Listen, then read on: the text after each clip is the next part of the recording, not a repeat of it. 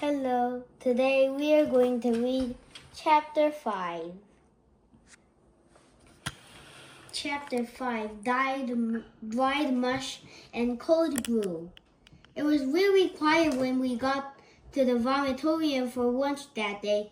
Everybody was afraid of what Dr. Carwell might do next. Me and the gang waited until we reached Miss LaGrange, our lunch lady. Miss LaGrange is strange. One time, she wrote a secret message in the mashed potatoes. That was weird. What's for lunch, Miss LaGrange? Asked Michael. Today,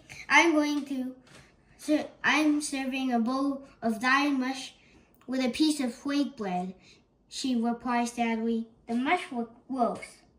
Mush is food, asked Alexia. It is now, Miss LaGrange replied. I'm under direct orders from Dr. Carwell's, and tomorrow we'll have cold gruel. Gruel, what's that? Asked Neil. You don't want to know, Miss LaGrange replied. Can we get dessert? I asked. Dessert? Said Miss LaGrange with a snort. Are you kidding? No dessert? I asked. At that moment, a voice came out of the little speaker next to the cash register. Dessert is for losers, said the voice. Eat your dry mush and stop complaining. You kids are lucky to get food at all. It was Dr. Carwell's. There was a little video camera next to the cash register.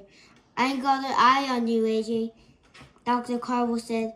Don't try any funny stuff or you'll be in big trouble. We found an empty table and sat down. I looked at my bowl of dry mush.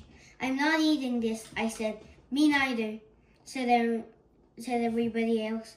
Except Ryan, of course. Ryan will eat anything, even stuff that isn't food. I'll try it, he said. Ryan dipped his spoon into dried mush, and he brought the spoon up to his lips. I was already grossed out. Then Ryan opened his mouth. I thought I was gonna die. And Ryan put the spoon in his mouth. Isn't this exciting? Then the Ryan swallowed the dry mush. Oh, gross! I looked at Ryan. Michael looked at Ryan. Andrea looked at Ryan. Neil looked at Ryan. Everybody was looking at Ryan. Not too bad, Ryan finally said. It tastes like pudding. Pudding? We all dipped our spoons into the dry mush.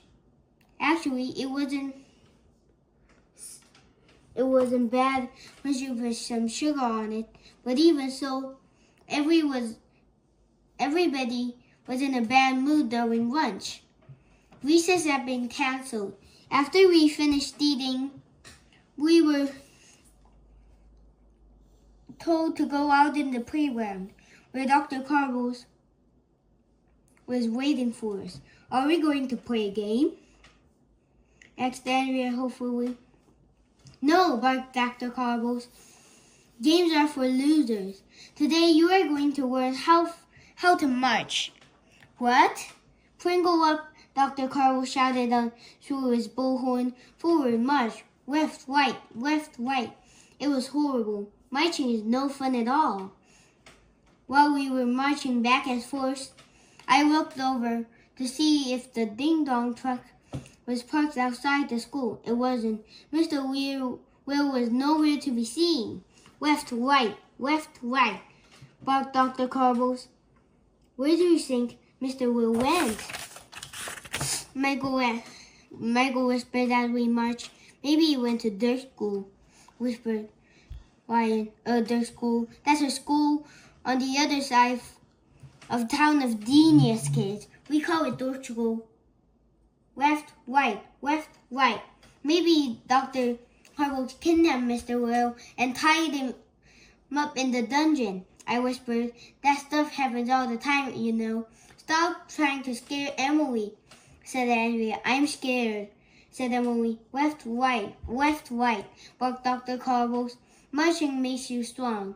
Playing silly games make you weak. Dr. Carwell had us marching back and forth across the playground for 1,100,000 hours. It was horrible. I'm not sure I remember what ice cream tastes like anymore. Ryan whispered. Ice cream is cold and wet, whispered Michael. I never know what an octopus push-up pop tastes like, I said. Someday we'll look back on our childhood, whispered Alexia. We'll tell our grandchildren what ice cream tastes like. Those were the good old days, I whispered to Alexia. What do you mean yesterday? Whispered Neil. Left, right. Even if we can't eat ice cream anymore, whispered Andrea. At least we can have frozen yogurt. Frozen yogurt is an ice cream, I whispered. It's not the same. You're right, Aurel, Andrea admitted. Life wouldn't be worth living out ice cream. That's when Emily started crying. Then we all started crying. Everybody was whimpering and sniffling and snorting. It was the saddest day in the history of the world.